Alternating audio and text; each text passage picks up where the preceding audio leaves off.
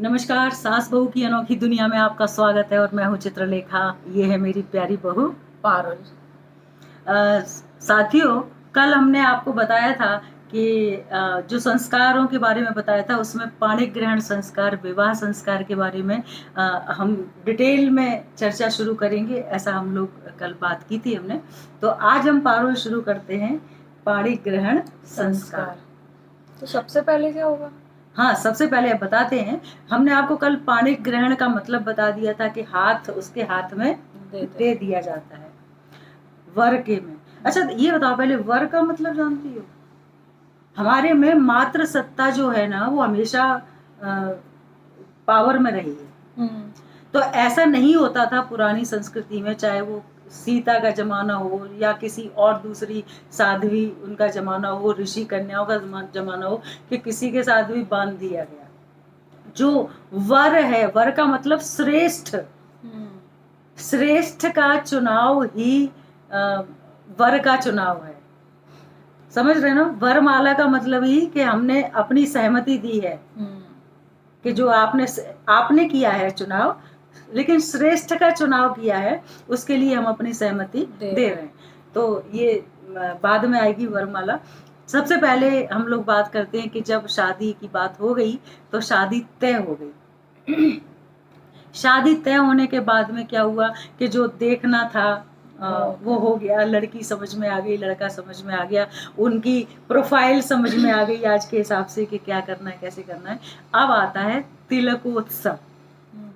पहले क्या होता था कि तिलक अलग जाता था, टीका चढ़ाना जिसको बोलते हैं गांव में, वो अलग जाता था। उसके साथ में जो सामग्री जाती थी, बड़े बड़े थाल जाते थे, कम से कम है ना, जैसी जिसकी श्रद्धा हो, कम से कम 7 नहीं तो 11, 21, 51 ऐसे थाल जाते थे। और उनमें पूरा सामग्री, ड्राई फ्रूट्स और बहुत सारा कुछ जाता था उस समय। उसके बाद क्या हुआ कि समय की कमी हो गई व्यक्ति के पास। अब पहले शादियां 3-3 दिन की होती थी, अब वो शादियां एक दिन में, क्या अब टाइम भी नहीं है, जितना कम से कम समय हो उसमें कर रहे हैं। तो अब क्या होता है कि जो तिलकोत्सव है उसी के साथ लगुन का कार्यक्रम भी हो जाता है।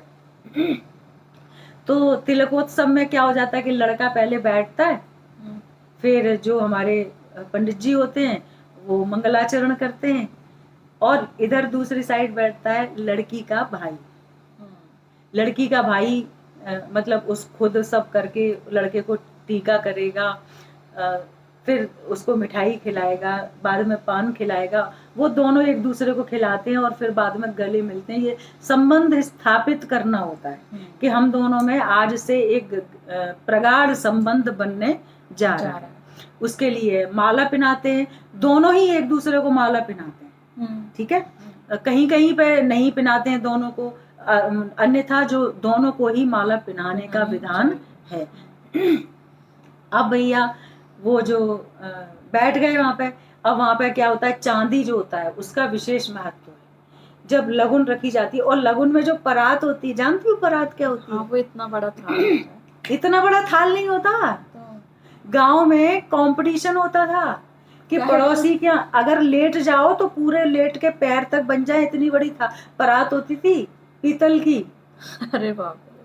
और वो लड्डुओं से भरी होती थी, और वो सामग्री जो भी कुछ आता था वो सब चीजें आती थी उसके अंदर, और वो लड़के के हाथ पर रखी जाती थी। ठीक है, अब जैसे ही वो रखी गई थाल, और उधर हमारे यहाँ प्रसन्नता का माहौल, घर पे सब लोग नाच रहे हैं, गा रहे हैं, हंस रहे हैं, बोल रहे हैं, मजाक मस्ती कर रहे हैं, और ढोलक बज रही है।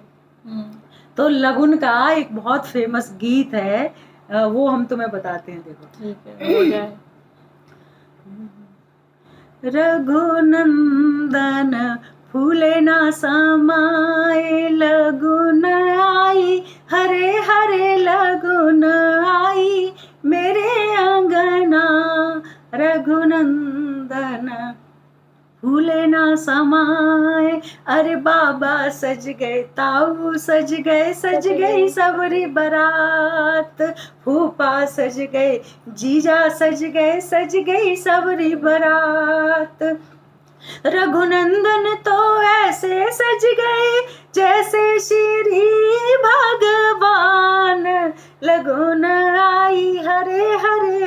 लगुन आई मेरे अंगना, रघुनंदन फूले ना समाई। अरे वाह, लगुन पर ये गाया जाता है। लगुन पर ये गीत गाया जाता है और हमेशा हर जगह जो हम लोग एक्चुअली बात कर रहे हैं साथियों, ये हमारी जो ब्रिज की संस्कृति है, ये उधर का पूरा जो एरिया है, वो ग्वालियर ले लो, मुरैना ले लो, भिंड ले लो, या उधर से आपका ये धौलपुर और ये सारा एरिया यूपी का इधर का साइड, ये सारा का सारा वही कल्चर है जो हम लोग बात कर रहे हैं। तो इस तरीके से लगुन आ गई। अब भैया लगुन चढ़ गई। अब कई बार क्या होता है कि लड़की के पिता भोजन नहीं करते हैं लड़कियों के यहाँ पे, कुछ लोग कर लेते हैं लेकिन अब जब लगुन चढ़ गई तो किसी किसी के यहाँ पे ऐसा प्रावधान होता है कि लगुन चढ़ने से पहले भोजन करा दिया जाता है, कि लगुन चढ़ने के बाद पिता भोजन नहीं करेगा। किसी किसी के यहाँ पे जब चढ़ जाती है उसके बाद सब लोग भोजन करते हैं। अब जब सब लोग भोजन करते हैं तो तुम्हें बताएं कि हमारी संस्कृति में इतनी अच्छी संस्कृति है हमारी कि एक गीत होता है जिसको हम गारी गीत कहते हैं। गाली देते हैं ना, तो उसको गारी गीत कहते हैं। और इसमें कोई बुरा नहीं मानता, खुश होते हैं, हंसी मजाक की चीज है, खुश होते हैं लोग। तो अब जैसे ही भोजन परोसने के लिए परोसा जा रहा है उनको, तो उधर जो ग्रामीण महिलाएं रहती हैं, ग्रामीण से मतलब नहीं, संस्कृति वाली ग्रामीण, मतलब हमारी जो संस्कृति है उससे संबंधित, अब चाहे हम शहर में रह रहे हो चाहे कहीं भी, पर ये गाया जाएगा। तो जैसे ही वो परोसने के लिए शुरू होते हैं, वो शुरू हो जाती है। काहे उठे बैठे और ले लेते, पूड़ी ले लेते, कचौड़ी ले लेते, लड्डू ले लेते, बर्फी ले लेते, अपनी अम्मा को दान कर देते, काहे उठे बैठे और ले लेते। अब तुम सीख लो। सीख रहे हैं, सीख तो रहे, साथ में सीख रहे हैं, सिखा रहे हैं। मेरी जो फ्रेंड्स देख रही हैं, घर के देख रहे हैं, सब सीख रहे हैं। तो गारी गीत हो गया। और लगन के अंदर एक जो मुख्य चीज होती है वो होती है लग्न पत्रिका।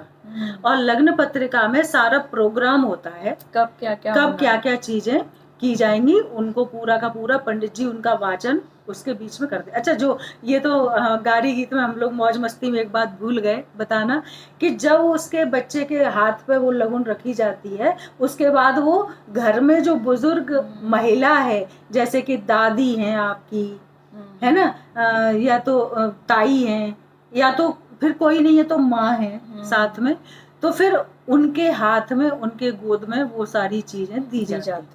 इसका भी उसके पीछे कारण ये है कि मैंने जैसे स्टार्टिंग में बताया कि पितृ ऋण से मुक्ति का उद्देश्य भी है विवाह।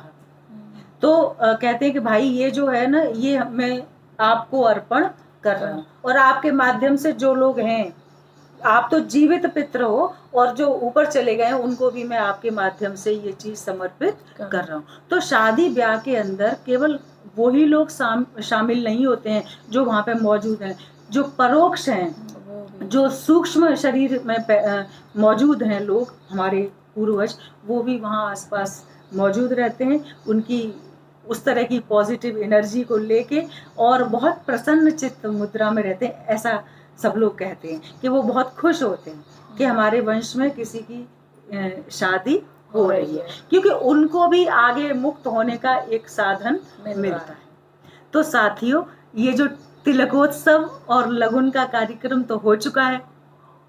अब कल आगे की कार्यक्रम में हम तैयारी करते हैं कि कौन कौन सी कार्यक्रम आप रखेंगे आपके सामने, और तब आप आनंद लीजिए उनका। तब तक आप भी सोचते रहिए कि क्या कार्यक्रम और होते हैं, क्या रह गया है अभी, क्या क्या और होना होगा। एक अंदाज सोचते रहिए, अंदाज से, और एक दिमाग में बनाते रहिए पूरी की पूरी कहानी शादी की, और हम एक अगले एपिसोड के साथ फिर आपके सामने हाजिर होंगे। तब तक के लिए खूब खूब शादी के बारे में सोचिए, और ये गारी गीत सीखते रहिए। गारी गीत सीखते रहिए, और अपने समधियों को जरूर दीजिए। अपने समधियों को ना भर भर के गालियां दीजिए, जितनी दे सकते हो ना। यही एक मौका है, माध्यम देने का, दे डालो, कुछ अंदर हो तो दे ही डालो।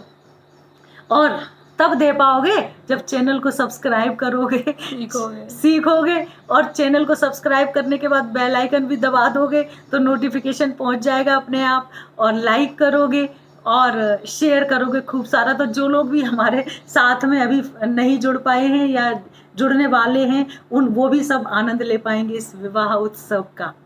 तो हम फिर एक नए एपिसोड के साथ आपके सामने हाजिर होते हैं। तब तक के लिए खुश रहिए, आबाद रहिए और सेफ रहिए। Bye bye.